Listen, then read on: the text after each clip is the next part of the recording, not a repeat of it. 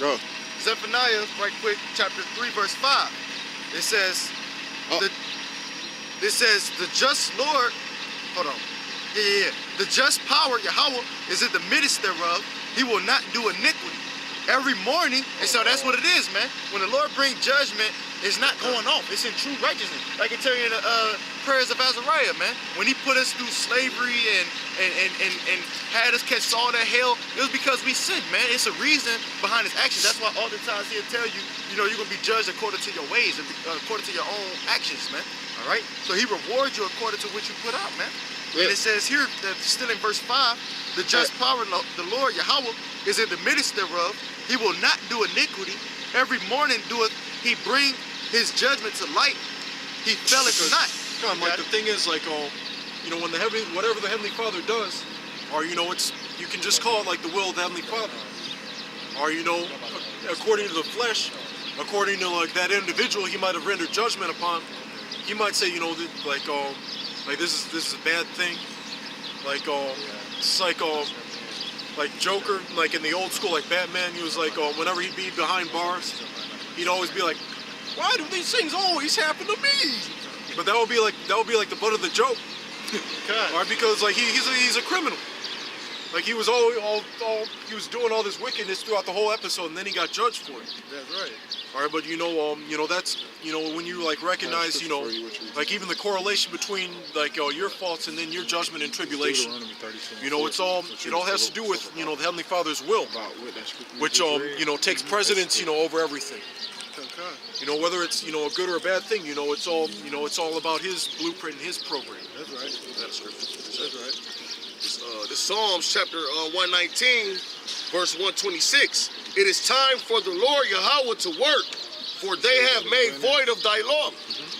Yeah, it's time for the Lord to work, man. So you people about to see righteous killing going on, man. Hey, cause you made void of the Lord's law, man. Which means you did away with it, man. You don't care about it, man. So now these things are about to speed up around here, man. You about to see the Lord killing people by the thousands, man. Righteously, man. That's right, man. And what your brother speaks is true. All right, because you do speak about earthquakes in diverse places, and one of the because it always seems like even like around this time of the Passover, there's always like a bunch of events that I've always noticed that either around the Passover or around fall, there's always these like huge like judgment type events. I was thinking of one of the evil ways that the Lord, being a terrible power that He is, He swallowed up Korah in the earth, man. You could say that's like a form of earthquake / the Lord doing His thing, but that's judgment. That's heavy judgment, and alive. You being buried alive, man. That's a heavy way to go out. If I may finish this right quick, Baba Kasha. Zephaniah 3 and 5. It says, the just Lord Yahweh is in the midst thereof. He will not do iniquity. Every morning doeth he bring his judgment to light. He faileth not. But the unjust knoweth no shame. And that's the thing. Because evil men understand not judgment, man. Y'all don't understand the judgment. Like even aged men as well don't understand the judgment of the Lord. Like when someone died. But see, what makes us at ease now in this truth is because we understand that they just going back to the Lord and they're going to be back. We're going to meet them people again. It's not like it's an eternity or nothing. So like that's one of the things, that is to some extent, a cakewalk. As far as, having, the proper understanding, of, it's just the concept of, looking at the big picture. Or, that's the one thing that this truth, does make, easier. As far as, just like worrying about, this and that. We don't really have, the same worries, as the people, in the world. All right, because we know that the Heavenly Father's will is always going to be, fulfilled. That's right. Hey, I got a quick one. And I'm going to give it right back to you, Baba Kasha. This is going into the same topic. Deuteronomy 32 and 4. With the brother called, and I thought of another precept with it. It say, He is the rock. I'm going to start at 3. Because I will publish the name of the Lord Yahweh, ascribe ye greatness unto our power. He is the rock. Yahweh Ba'Shem Yahushua. His work is perfect. Right. For all His ways are judgment. A power of truth and without iniquity. Just and right is He. And that's the point, man. Without iniquity.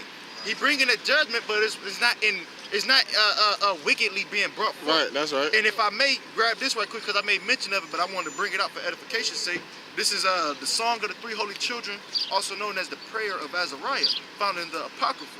And I'm going to start at 1 and 5. It say, for we have sinned. So you got to acknowledge your offense first and foremost. You got to acknowledge that we are in this wicked ass flesh, and this flesh is subject unto vanity, man.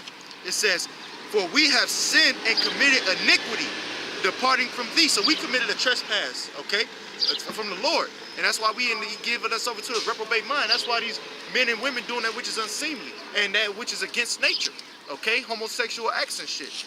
We still living that out, that curse to this day, man. I'm going to keep going. It says, verse 6, in all things have we trespassed and not obeyed thy commandments, nor kept them, neither done as thou hast commanded us, that it might go well with us. Because it's prophesied, and I believe in the book of Ezekiel, we ain't keep none of the commandments that the Lord wanted us to, man. Okay? But we slowly but surely starting to come back, and that dross silver is starting to be cleansed up again. But the Lord only want his elect, okay? He only coming back for a small remnant. I'm going to keep going. It says, verse 7, wherefore all that thou hast brought upon us and everything that thou hast done to us, thou hast done in true judgment. And thou didst deliver us into the hands of lawless enemies, most hateful forsakers of Yahweh, and to an unjust king, the most wicked in all the world, man, even to this present day, you know. Now, granted, it was a punishment because we moved the Most High to wrath by sacrificing them to dumbass idols, man, okay? But it wasn't meant for us to prosper here and try to prolong your days here in captivity, man. All right, we in a minute about to come up out of this this lower state, and we're gonna be set on high again, man. We're gonna be kings, priests, and so on and so forth, man. But y'all people, the average Joe Smo of our own kinsmen, they love it here, man. They love oppression. They love, you know, working before the sun is up and shit like that, man. If y'all brothers got any, you know, precepts, y'all can let them fly.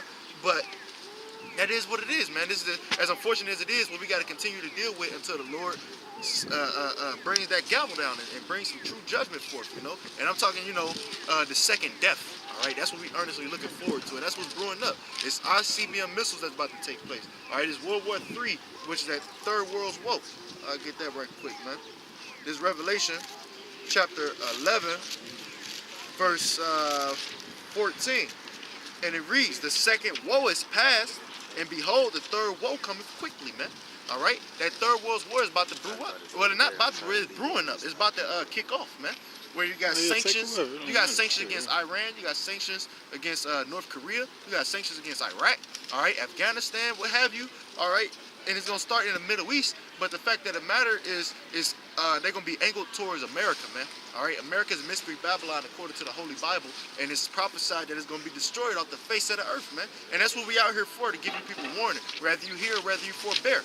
All right, and it's all coming out of the Holy Bible. This Bible, you know, that was around some 2,000 years ago. All right. When a lot of these events took place, it was prophesied back then, and it's gonna come to pass in our lifetime.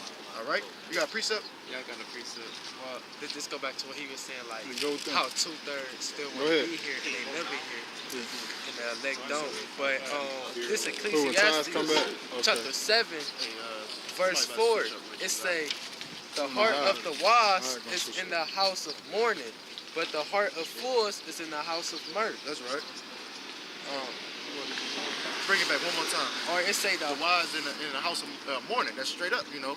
Basically saying that if you wise, you're supposed to not be worried about being on West 6, you know, reveling and being a drunkard at night and all that extra shit, you know, being late night club hopping and doing the most, you know. Your main thought and intent is his word first, you know. And this is your main priority. And not only so, but you're in the house of mourning, because when you know this word, like the brother brought out earlier, Ezekiel 2:10, he said, written therein and without is mourning, lamentation, and woe. Because it's not all prosperity doctrine, if you will. You know, this Bible entails a lot of hardships, you know, where you speak about Apostle Paul. He said he was by his own kinsman. It's like, y'all know where it says things in 1 Corinthians. 2 Corinthians 11, you know what I'm 22. talking about? Where he suffered his hell? 2 Corinthians 11 and 22.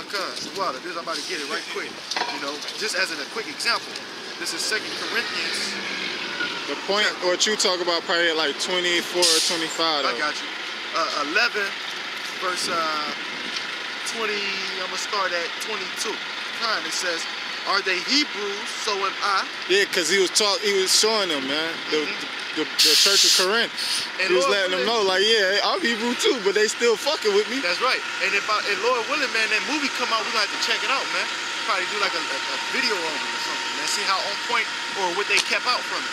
But it says, are they Hebrews? So am I. Are they Israelites? So am I. Are they of the seed of Abraham? So am I.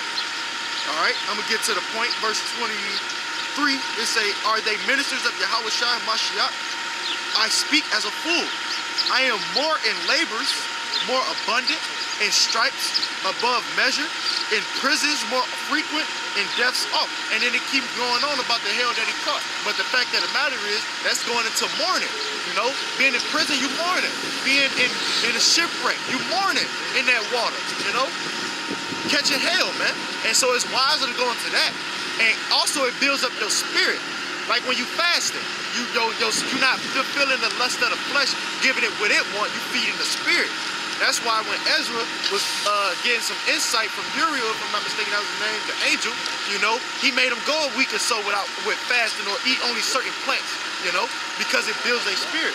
And in the due season, some of you people gonna be tried. Now y'all don't go a day without eating. We, to the best of our ability, we try to fast, you know.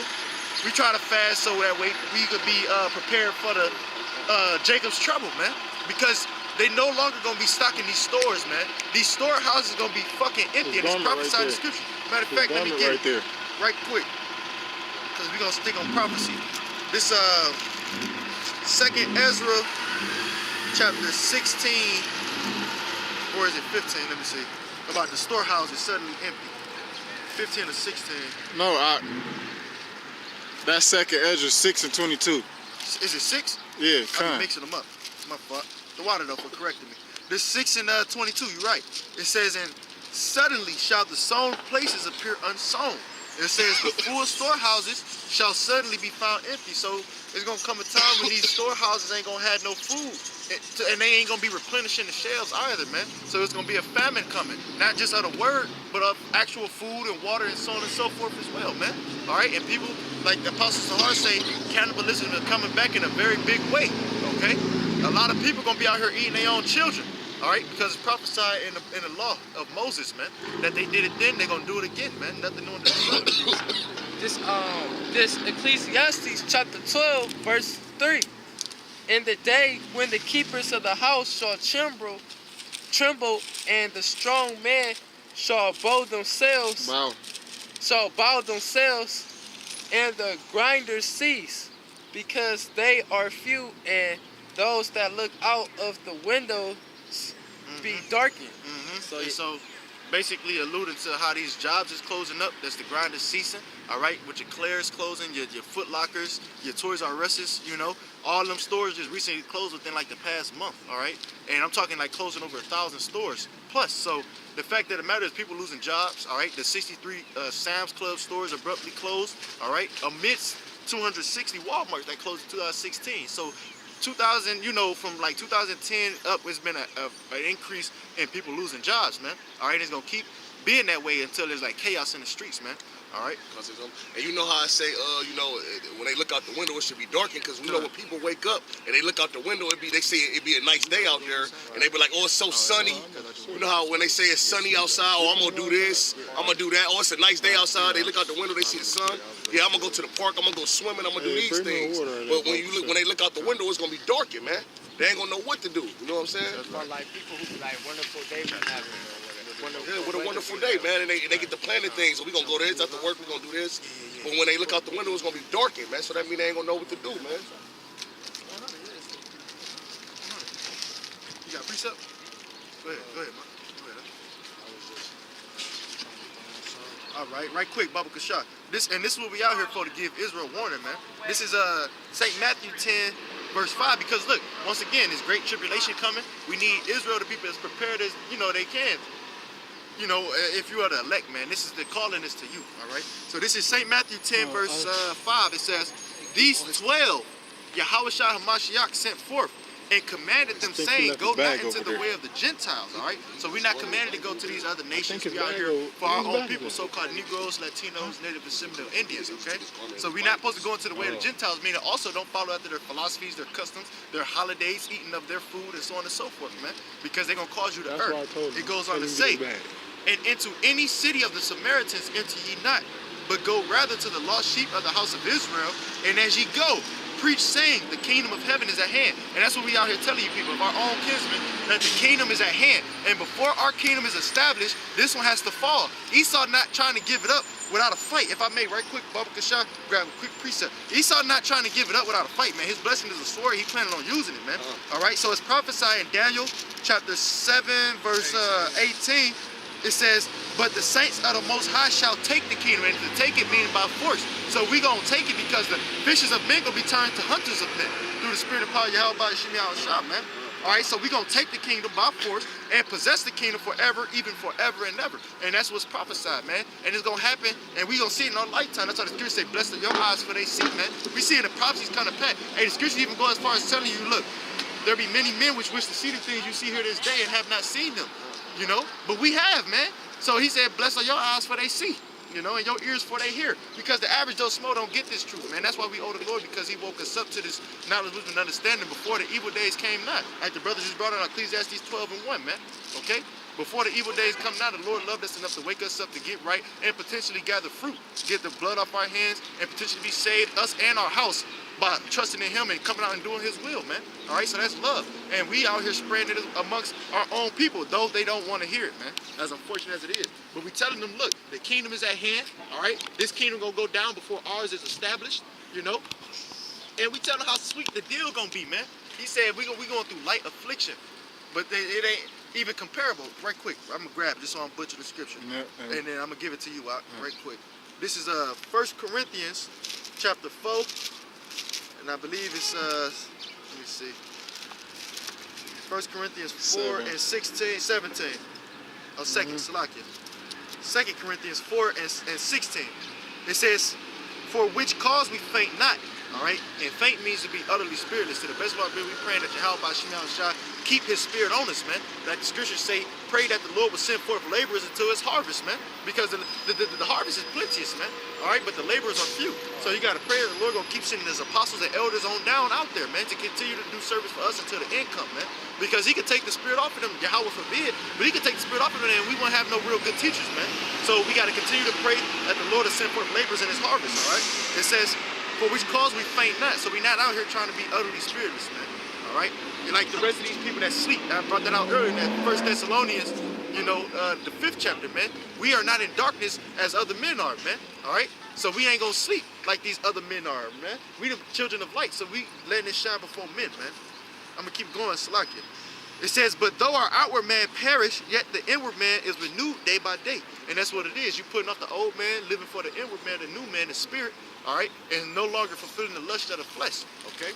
It's a process. But it goes on to say, verse 17, for our light affliction, which is but for a moment, worketh for us a far more exceeding and eternal weight of glory. And that's the point, all right? It's a light affliction that we're going through. So it's to sweeten the deal, the Lord willing to give us above and beyond. He said, the desires of thine heart, all right? Your heart is your mind. Anything you could think of that you desire that's lawful, the Lord willing to give it, all right? Land, cattle, women, what have you, children in abundance, this wisdom, new bodies, okay?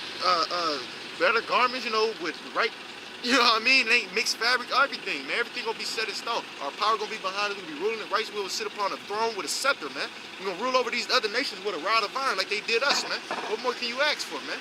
Just to sweeten the deal so the Lord willing let us get righteous recompense, righteous payback on our oppressor, man. Okay? And all you gotta do is hearken diligently unto him, and he gonna give us all these things, man. Y'all got it, bro. Yeah.